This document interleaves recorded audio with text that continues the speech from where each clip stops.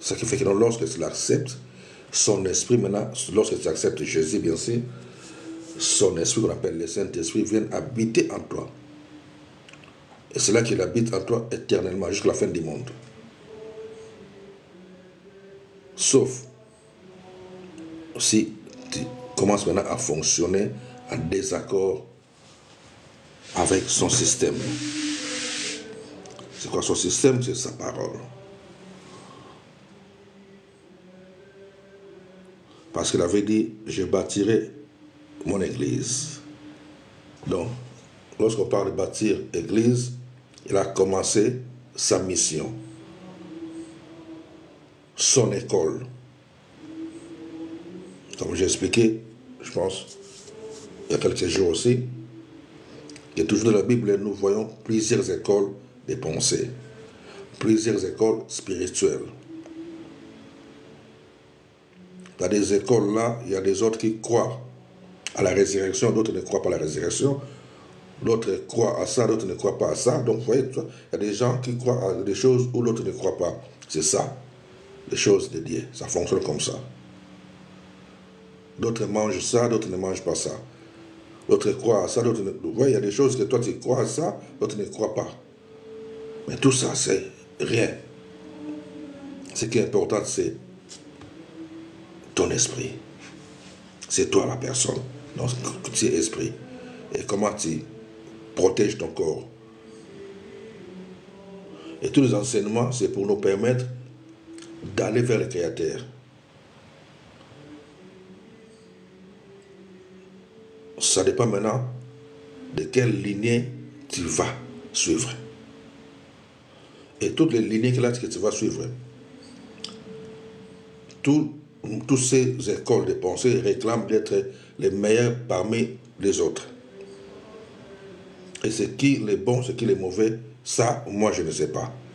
Et je ne dis pas que nous sommes dans les vrais, les autres sont dans les faux. Ça, moi, je ne suis pas dans ces histoires-là. Vous comprenez? Là, ce sont des enseignements, comme moi j'appelle, ce sont des enseignements des écoles maternelles, dans des pasteurs. C'est à eux de dire que nous sommes dans les vrais, les autres sont dans les faux. Mais lorsque tu grandis la spiritualité, il n'y a que les créateurs et les êtres célestes et les êtres terrestres que nous sommes. Maintenant, nous, les terrestres, on se familiarise avec les célestes. Et lorsqu'on se familiarise, tout maintenant dépend de comment on fonctionne. Lorsque nous sommes dans les bons fonctionnements, on se familiarise aussi avec des bons esprits. Lorsque tout dépend de la personne, ce n'est pas l'école ou religion ou comme peu importe ou secte, non, c'est des humains, des êtres, c'est la personne.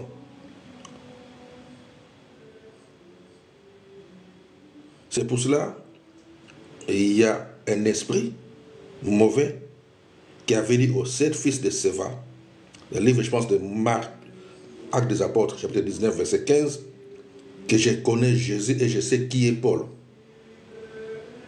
Il n'a pas dit que non, je connais Jésus et je sais qui sont les disciples, ou je connais les disciples, ou je connais cette école, ou je connais cette religion. Non. Je connais Jésus et je sais qui est Paul. Mais vous, qui êtes-vous? Donc toi, qui es-tu? Est-ce que vous comprenez? C'est pour ça que j'avais dit au départ, lorsque tu es un simple fidèle, c'est bon, tu es chrétien, tu es tout ce que tu fais. Mais lorsque tu veux commencer à servir, tu dois vraiment te discipliner et suivre des choses, non pas parce que la religion ou l'école, mais c'est toi, en tant qu'individu. C'est toi et ton maître. Qui est ton maître?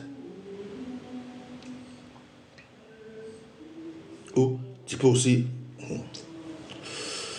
ne pas avoir de maître. Ça veut dire que quoi? c'est toi et le Créateur direct. Donc tu deviens toi-même. C'est là. On nous dit dans Hébreux 5, 12. Vous qui depuis longtemps devrez être des maîtres. Hébreux 5, 12. Vous qui depuis longtemps devrez être des maîtres. Mais vous êtes encore là à fonctionner comme des enfants. Mais par contre, nous, lorsqu'on devient des maîtres, on sait qu'on a devant nous les maîtres des maîtres, les rois des rois. Vous comprenez? C'est comme ça qu'on place votre maître. C'est comme nous, lorsqu'on faisait le sport. Comme moi, je fais le judo. Lorsque j'étais petit, on faisait le judo. Et celui qui a créé le judo, c'est un japonais, il s'appelle Jigoro Kano. Peu importe la ceinture supérieure que vous pouvez avoir au judo, vous devez toujours placer Jigoro Kano au-dessus de cette ceinture. C'est lui qui a créé ce sport-là. Donc, au-dessus de lui, il n'y a rien, personne. Même s'il y a des mouvements qui se rajoutent dans ce sport-là, de nouveaux mouvements, de nouvelles disciplines, de nouvelles idées, mais lui, il reste toujours au-dessus de tout. C'est comme ça que nous, on place Jésus. Il est le maître des maîtres, le seigneur des seigneurs. Maintenant, nous sommes des seigneurs. Nous sommes des maîtres. Mais maintenant, pour devenir maître, c'est là où il faut te discipliner. À commencer par l'accepter d'abord comme Seigneur et Sauveur. Là, tu es dans l'école maternelle. Comme un bébé spirituel.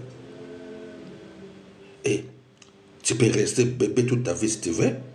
Comme on dit, les simples fidèles, qui va tous les dimanches dans les églises. Alléluia, amen, tu chantes, tu mets l'offrande, tu danses.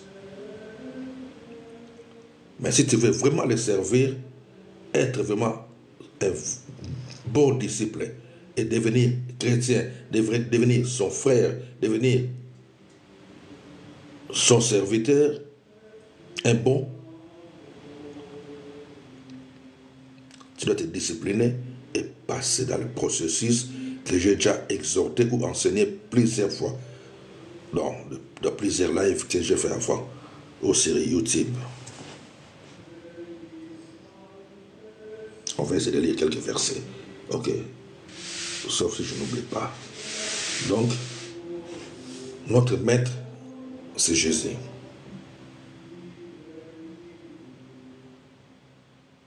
Comme j'aime aussi dire, vous pouvez être fort spirituellement sans être attaché à notre maître. Mais vous ne pouvez pas être chrétien sans être son disciple. Donc si tu réclames être un chrétien, donc tu es disciple de Jésus. Parce qu'un chrétien, c'est celui qui est devenu comme son maître. Donc ça veut dire, les gens de ce monde, quand ils te regardent, quand ils t'écoutent, ils sentent que non, tu parles ou tu essaies de faire des choses comme lui. Donc c'est là que non, tu es devenu ce qu'on appelle chrétien. C'est comme ça, ok. Matthieu chapitre 28. Verset 18. Jésus s'étant approché des disciples, leur parlant ainsi.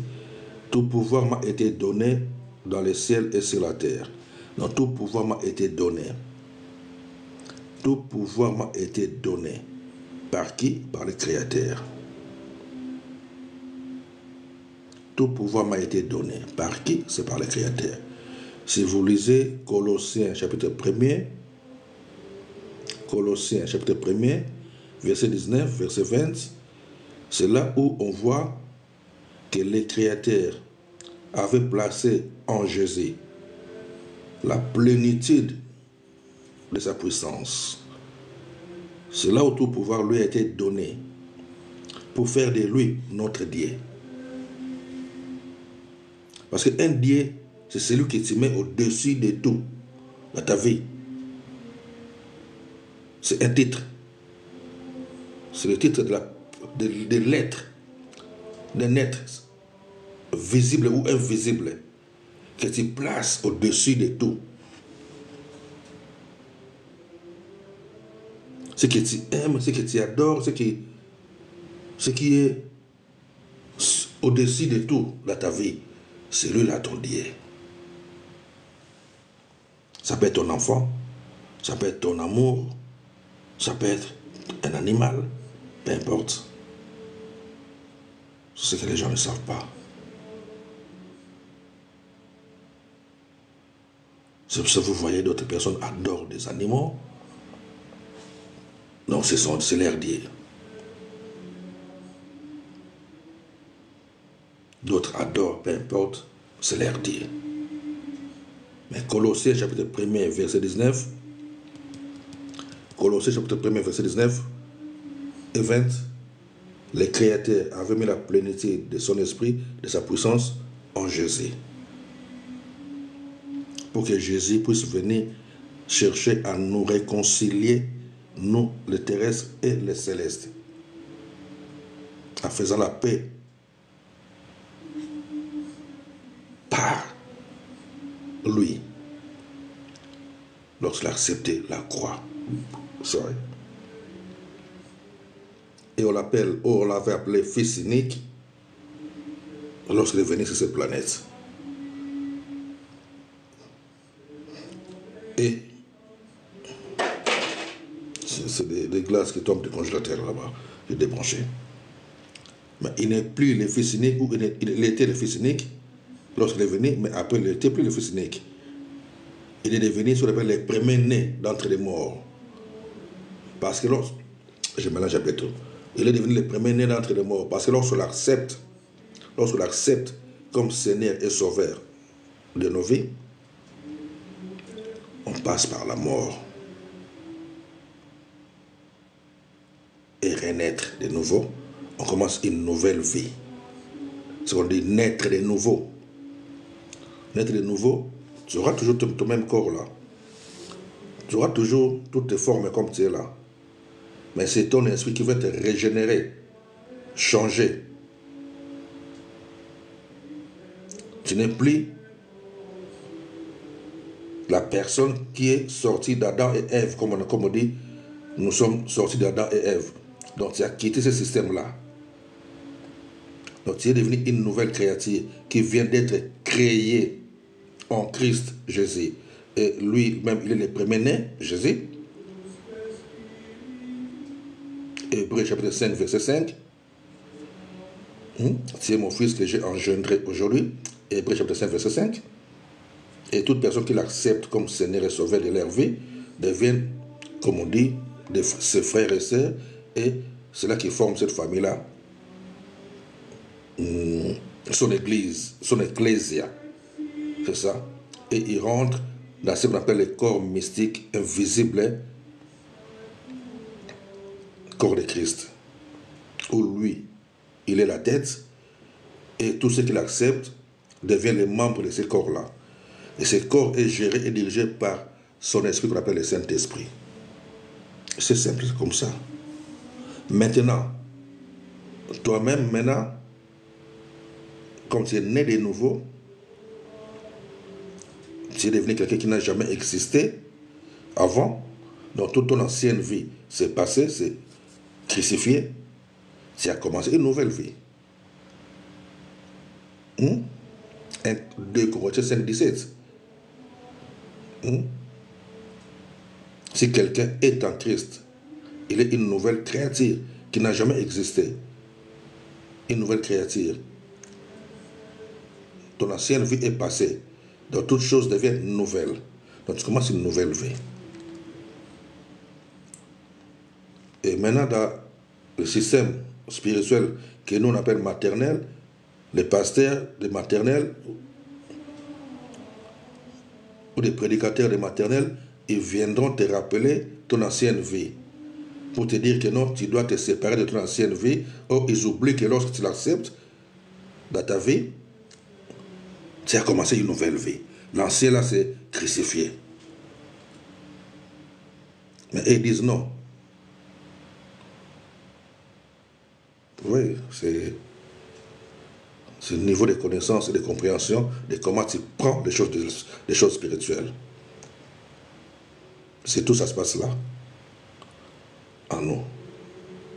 C'est pour ça que la Bible nous dit d'amener toute pensée obéissant à la parole. Ne nous laissez pas par des faux raisonnements commencer à penser ce que le pasteur a dit, nanana, tout ça. Non, toi vois que la parole dit. Ne te laisse pas apporter par le système de ce monde. Tu dois amener tes pensées. Tu dois penser en tant que citoyen céleste. Donc, commencer à fonctionner en tant que citoyen céleste maintenant. Penser grand. Penser comme en tant que citoyen céleste. C'est ça. Parce que c'est toi qui représente. C'est toi qui fais fonction d'ambassadeur.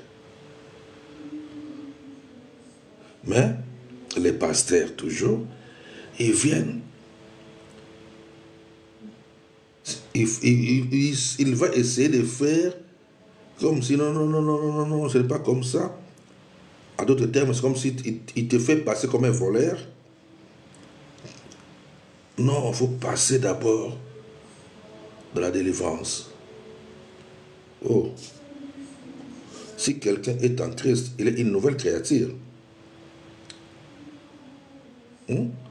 Son ancienne vie est passée. Voici toute chose est devenue nouvelle. Donc maintenant, j'ai commencé une nouvelle vie. Mon ancienne vie là, c'est passé, c'est déjà crucifié. Paul a même dit, ce n'est plus moi qui vis. Maintenant, c'est Christ qui vit en moi. Donc c'est l'Esprit maintenant qui me dirige. Je fonctionne par l'Esprit. En tant que nouvelle créature. Donc je suis quelqu'un de nouveau qui n'a jamais existé. Ni d'Adam, ni d'Ève. Je suis quelqu'un de nouveau. Qui fonctionne en tant que citoyen céleste. Donc je suis là maintenant en train d'apprendre comment fonctionner en tant que citoyen céleste et comment bien représenter les royaumes. Là où je suis, dans mon environnement. C'est comme ça. Vous comprenez? Donc c'est simple. Donc, souvent c'est les prédicateurs qui nous mettent toujours dans les erreurs. Et moi, tous ces gens-là, je les appelle comme des prédicateurs de la maternelle. De la maternelle. Où ils contredisent la parole de Dieu, où ils se mettent contre la parole. Ou même, toujours le frère Paul dit aux Romains, chapitre 8, verset 1er, qu'il n'y a pas de condamnation pour la personne qui est en Christ. Mais les pasteurs viendront toujours te dire que non, tu vois ta famille là. Mais oui, ma famille, c'est passé. Là, je suis devenu une nouvelle créature. Bien sûr, c'est toujours ma famille. Mais mon esprit a été régénéré. Je suis un être nouveau.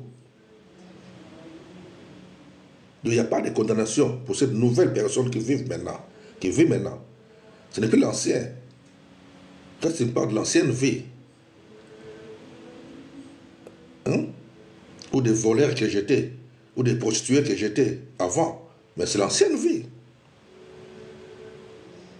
Ok. Maintenant, ce que vous devez savoir, plus tu cherches à fonctionner ou à continuer à fonctionner en tant que citoyen céleste, maintenant, tout ce qui était négatif, comme on dit, les choses anciennes sont passées, voici devenu une nouvelle créature. Donc tout ce qui était en cela, qui ne pouvait pas soit quitter automatique, ça peut prendre du temps, mais ça quitte en même temps, petit à petit. Ça se détache. Les choses qui ne te détachent pas de ta vie, c'est des choses où toi-même tu ne veux pas te séparer avec. Ça veut dire quoi? Des choses où toi tu penses toujours à ça. Il y a toujours ça en toi dans ta tête là. C'est pour ça que nous devons toujours amener nos pensées obéissantes dans les choses de Dieu. Penser en tant que... Il y a toujours ça en toi dans ta tête là. C'est pour ça que nous devons toujours amener nos pensées obéissantes dans les choses de Dieu. Penser en tant que citoyen céleste. Ne pensez plus aux événements passés. Pensez toujours tout ce qui est positif. Pensez toujours à la création, à ce que tu peux faire en tant que citoyen céleste. Et tu vas continuer à avancer. C'est simple. C'est pour ça que je dis tout à l'heure là que ceux qui avancent dans les choses spirituelles, bien sûr, n'écrit pas. N'écrit pas. Ceux qui crient, ceux qui ne veulent pas avancer. Ceux qui sont champions de retenir des versets. Il est écrit, il est écrit, il est écrit. Oui, ils aiment crier. C'est juste la lettre. Mais il n'y a pas l'esprit. Mais si tu cherches à s'attacher aux choses spirituelles, donc à grandir dans ton intimité avec le Créateur, tu te disciplines, parce que tu dois faire des jeûnes et prières de temps en temps toi-même, Lisez la parole, faire des prières aussi, des fois avec les groupes, les assemblées, tout ça, mais beaucoup plus toi-même aussi. Lorsque tu commences à vivre de cette manière-là, tu n'auras plus besoin de crier. Et lorsque tu passes même, tu vois, tout ce qui est mauvais, ça se détache. Et même, tu n'as même pas besoin de chasser. Si tu veux chasser les esprits, tu vas chasser dans la vie des autres personnes.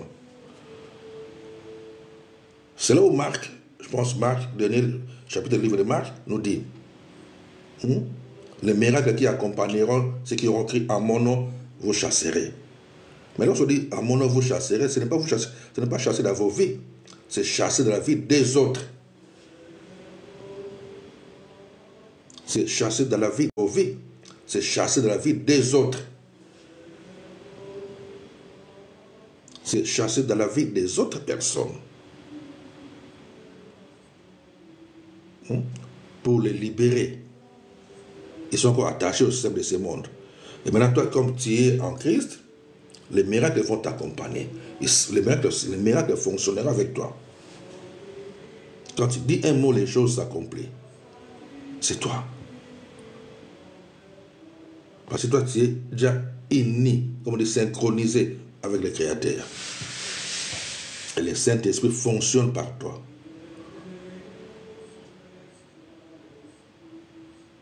Donc lorsque tu es devant maintenant quelqu'un qui a des problèmes, tu peux dire au nom de Jésus. Lorsque tu es devant maintenant quelqu'un qui a des problèmes, tu peux dire au nom de Jésus.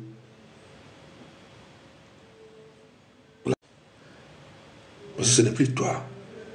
Toi, tu dois te considérer comme quelqu'un qui est déjà mort pour le système de ce monde.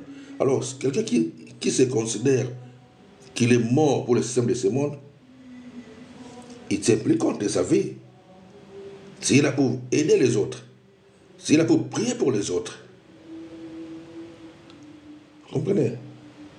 C'est ce que nous on fait. Ce que nous on fait. C'est pour les autres, ce n'est pas pour moi.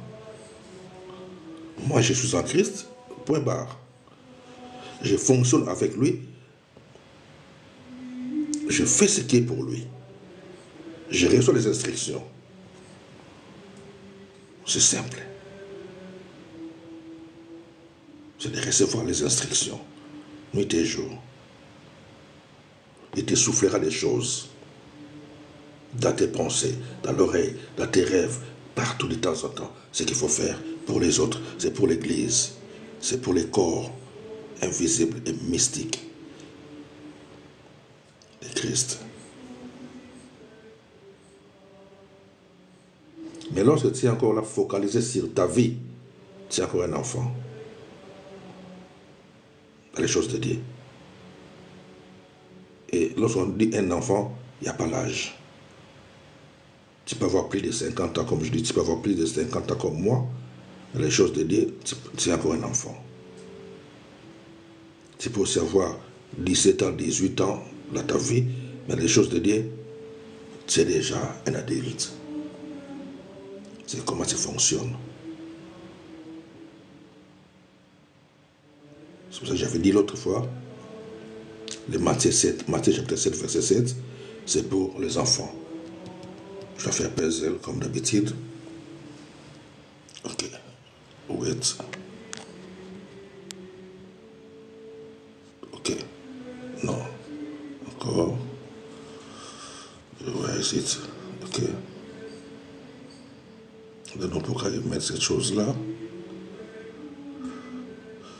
Se rate encore. Le troisième encore. Bon, si ça rate encore, je laisse parce que je vais bouger mon doigt tout le temps. C'est cool, c'est bon. Ok. Donc, tu dois faire pour les autres. Lorsqu'on accepte de travailler pour notre maître, c'est en tant que membre du corps de Christ, on travaille pour aider les autres à grandir spirituellement, à se fortifier aussi dans les choses de Dieu et à faire toujours des pas dans le domaine spirituel. C'est comme ça. Ok. Matthieu 28, toujours, on est encore là. Jésus s'étant approché des disciples, leur parlant ainsi, tout pouvoir m'a été donné dans les ciels et sur la terre. Allez, faites toutes les nations des disciples, les baptisant au nom du Père, du Fils et du Saint-Esprit, et enseignez-leur à observer tout ce que je vous ai prescrit. Je suis avec vous tous les jours jusqu'à la fin du monde. Ok. 1 Corinthiens. Pour essayer d'aller plus rapide. Je devais noter le time, mais j'ai oublié. Mais je pense qu'on a déjà fait. C'est temps.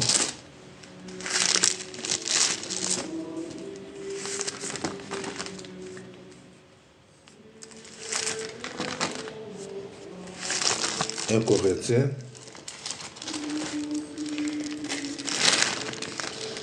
Chapitre 3.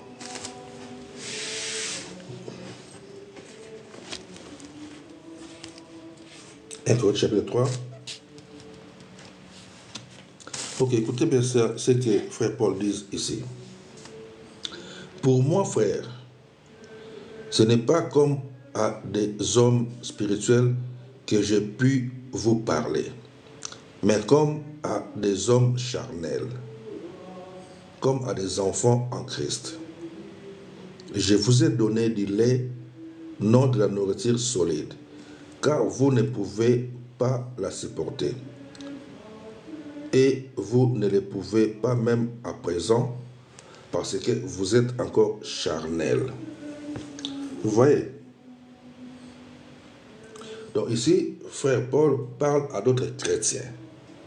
Ils disent à ces chrétiens-là, pour moi, frère, ce n'est pas comme à des hommes spirituels que je puis vous parler, mais comme à des hommes charnels, comme à des enfants en Christ, comme à des enfants. Je vous ai donné du lait, non de la nourriture solide, parce que vous ne pouvez pas encore la supporter. Donc, il y a du lait et de la nourriture solide dans la parole. Ok, je vais tourner un peu dans le chapitre 2. 1 Corinthiens toujours, chapitre 2.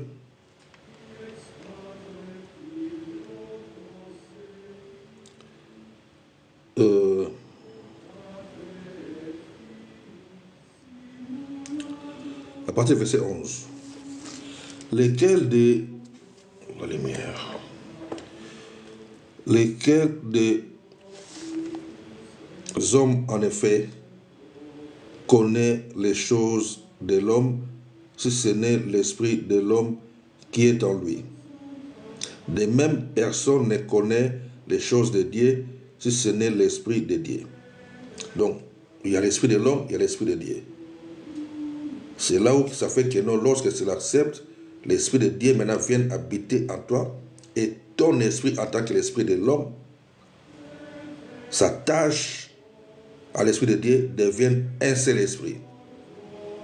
Selon 1 Corinthiens chapitre 6, verset 17. Celui qui s'attache avec Dieu devient un seul esprit. 1 Corinthiens chapitre 6, verset 17. Maintenant là, je suis dans 1 Corinthiens chapitre 2, verset 11. Lesquels des hommes, en effet, connaît les choses de l'homme, si ce n'est l'esprit de l'homme qui est en lui. De même, personne ne connaît les choses de Dieu si ce n'est l'esprit de Dieu. Or, nous n'avons pas reçu l'esprit du monde, mais l'esprit qui vient de Dieu, afin que nous connaissions les choses que Dieu nous a données par sa grâce. Et nous en parlons non avec des discours qui enseignent la sagesse du monde, non, avec la sagesse des malins, parce que la lumière là, c'est pas bon. Et nous en parlons non avec des discours qu'enseigne la sagesse humaine, mais avec ce qu'enseigne l'esprit, employant un langage spirituel pour les choses spirituelles. Lorsqu'il dit que nous employons un langage spirituel pour les choses spirituelles, c'est pour dire que lorsque maintenant on parle avec des adultes dans le domaine spirituel, on leur transmet la nourriture solide, on utilise aussi le langage spirituel pour des choses spirituelles. Et les choses spirituelles, pour le langage spirituel pour les choses spirituelles, c'est ce qu'on appelle le langage ésotérique. Maintenant, le terme ésotérique est plus employé pour des écoles que beaucoup d'entre vous ne supportent pas. Est-ce que vous comprenez?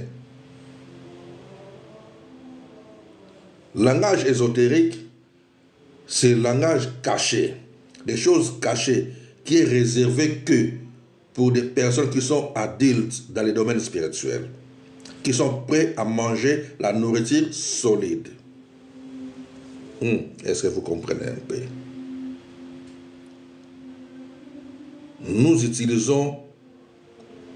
Nous employons un langage spirituel pour des choses spirituelles.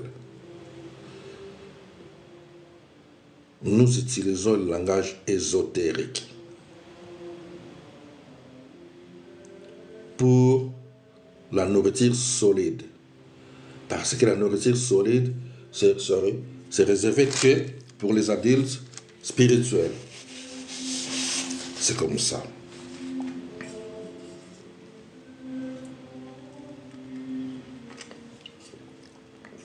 Est-ce qu'on se comprend? Ok.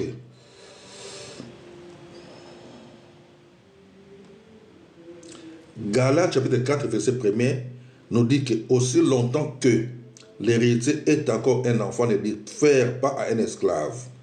Ça veut dire quoi?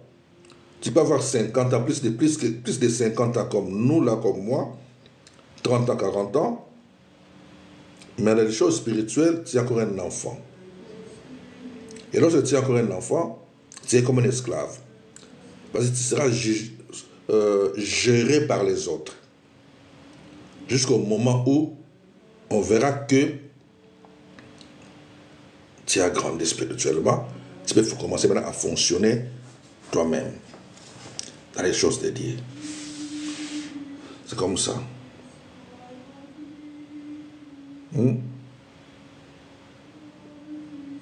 J'avais dit aussi, dans 2 Corinthiens chapitre 12, frère Paul nous dit que je connais un homme qui est monté jusqu'au 3e ciel. Si c'est avec son corps ou sans son corps, je ne sais, mais Dieu le sait. Ça veut dire quoi, monter avec son corps ou sans son corps? Monter avec son corps, c'est comme on monte avec avion, ou je ne sais pas, des appareils qui peuvent monter, mais hors son corps, donc c'est le corps là reste, c'est l'esprit, la personne qui sort de ce corps pour monter ce qu'on appelle voyage astral, des termes que vous n'aimez pas. Ce sont des choses, des langages qu'on utilise, c'est ça, ésotérique. Des choses spirituelles, un langage spirituel pour des choses spirituelles, qui sont réservées que pour des personnes qui sont prêtes à manger la nourriture solide. C'est comme ça. Hébreux chapitre 5, verset 12. Vous qui, depuis longtemps, devrez déjà être des maîtres. Qui vous? Vous, qui se disent chrétiens, qui est là depuis longtemps. Ça fait combien de temps? Ça fait 5 ans. Ça fait 10 ans. Moi, je suis chrétien depuis... moi, ça fait longtemps. Depuis l'époque des pasteurs. Surtout moi, quand je demande, les gens me citent des noms des pasteurs que je ne connais même pas, qui sont morts depuis le temps de Simon Templar. Moi, je suis chrétien depuis... donc si tu es chrétien depuis Simon Templar, donc tu devais déjà être un maître. Mais toi, tu n'es pas encore un maître. Pourquoi? Parce que toi, c'est Alléluia, Amen, et puis c'est fini, et puis tu restes dans Matthieu 7.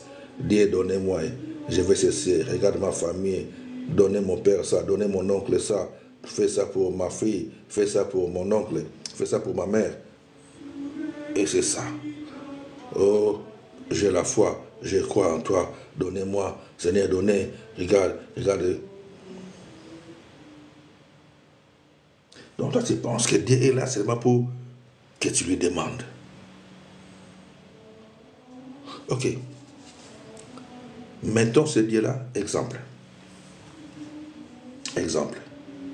Mettons ce Dieu-là maintenant comme un homme ou un monsieur qui a des millions et des millions, non, pas de limites, qui peuvent donner à tout le monde. Et toi maintenant, tu as ce privilège-là que tu peux lui demander. Et à chaque fois que tu demandes, il te donne. À chaque fois que tu demandes, il te donne. Mais tu ne vois pas que non. Ça va arriver un moment où, même s'il va te donner, soit toi-même, tu vas dire, je demande tous les jours, je demande tout le temps, moi, après tu vas seulement commencer à regarder. Tu n'as plus même besoin de demander, pourquoi? Parce que tu te sens gêné toi-même. Ça, c'est entre nous les humains, c'est comme ça. Maintenant, je vais vous expliquer avec l'IS comment ça fonctionne. Lorsqu'on accepte Jésus comme Seigneur et Sauveur, je parle aux chrétiens, à ceux qui ont accepté Jésus comme Seigneur et Sauveur de leur vie. Parce que j'ai déjà dit qu'il y a plusieurs écoles. Même la Bible nous parle de plusieurs écoles, des Esséniens, des pharisiens, des sadducéens. Tout ça, ils ont leur système de fonctionner avec les créateurs. Et comme on dit, beaucoup d'entre eux même, de ce temps-là, qui avaient décidé que Jésus soit crucifié. Mais c'était aussi la volonté du Créateur, le plan de Dieu. Ok. Lorsqu'on l'accepte comme Seigneur et Sauveur de la vie, on commence par Matthieu chapitre 7, verset 7 là, tu demandes comme vous faites là. C'est comme ton enfant qui a 2 ans, 3 ans, 4 ans, 5 ans, qui te demande des bonbons, des biscuits. Arrivé un moment, l'enfant va commencer à grandir. Quand l'enfant va commencer à grandir, il te demande, avant que tu sors, il te demande, papa, maman, je ne sais pas, tantine, tonton, quand tu reviens, amène, donne-moi ça. Ok, tu vas avec des bonbons, des biscuits, des chocolats, tout ce que vous voulez, tu peux donner. Ça amène. Après, lorsque l'enfant commence à grandir, il devient ado, 12, 13, 14 ans, tout ça. Il demande, ok, ça va, ok, je vais venir avec, mais arrange d'abord ça, ça, ça. Si l'enfant a déjà une chambre, arrange ta chambre. Ou fais tes devoirs. Ok, si tu fais ça, je te ramène ce que tu as demandé. Ok, elle va le faire. Elle va ranger. Pourquoi? Parce que toi, tu sais que non, il a déjà l'âge où il peut faire ça. Maintenant, après, il va grandir encore. Donc, tu ne vas même pas le dire de faire toutes ces histoires-là. Et il ne viendra plus non plus te demander quelque chose, parce qu'il a déjà grandi. Maintenant, c'est toi qui vas commencer maintenant à lui donner des instructions de ce qu'il faut faire. Que je veux que tu fais ça, tu fais ça. Tu vas voir telle personne, tu vas faire ça, tu vas faire ça, tu vas faire ça. D'accord? Ok, d'accord. C'est bon. Est-ce que tu as fait ce que j'avais demandé? Oui, oui, j'ai fait ça, j'ai fait ça. C'est comme ça, nous, on fonctionne avec Dieu. On est arrivé là où on reçoit que des instructions, on ne demande plus rien.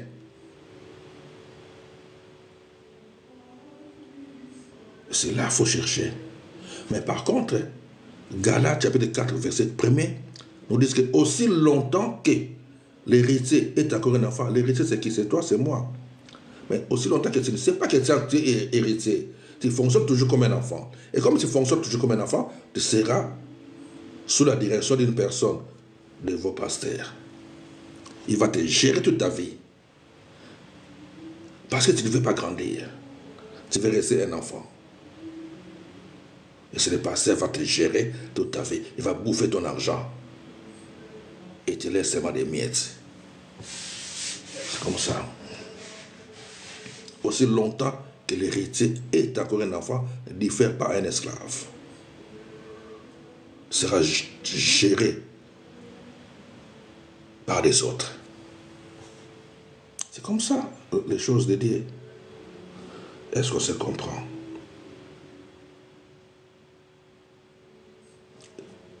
Vous qui depuis longtemps devrez être des maîtres.